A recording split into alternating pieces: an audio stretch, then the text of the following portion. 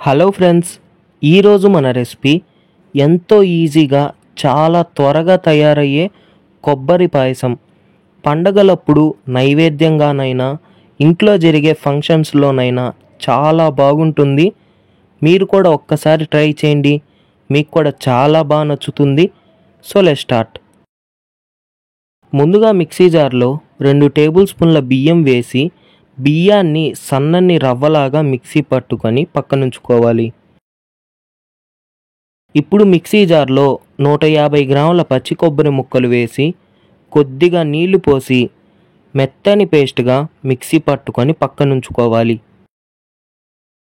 ఇప్పుడు ప్యాన్లో 4 టేబుల్ స్పూన్ల నెయ్యి వేసి హీట్ చేసుకొని 20 జీడిపప్పులు వేసి లైట్ గోల్డెన్ బ్రౌన్ కలర్ వచ్చేంత వరకు వేపుకొని గోల్డెన్ బ్రౌన్ కలర్ రాగానే తీసి పక్కనుంచుకొని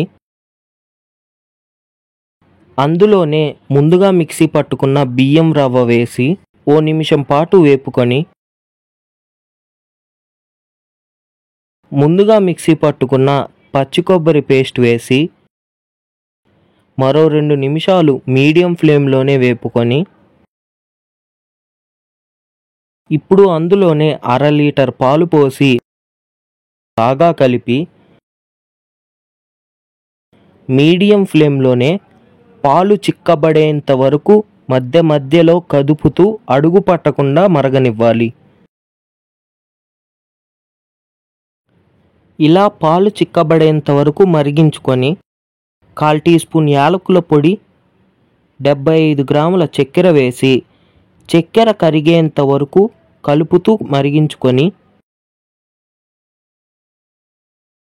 చక్కెర మొత్తం కరిగిపోయాక ముందుగా వేపుకున్న జీడిపప్పు వేసి స్టవ్ ఆఫ్ చేసి దింపేసుకుంటే టేస్టీ స్వీట్ రెసిపీ కొబ్బరి పాయసం రెడీ. ఇంతేనండి. ఈ రెసిపీ మీకు నచ్చినట్టయితే లైక్ చేసి షేర్ చేసి ఛానల్ను సబ్స్క్రైబ్ చేసుకోండి.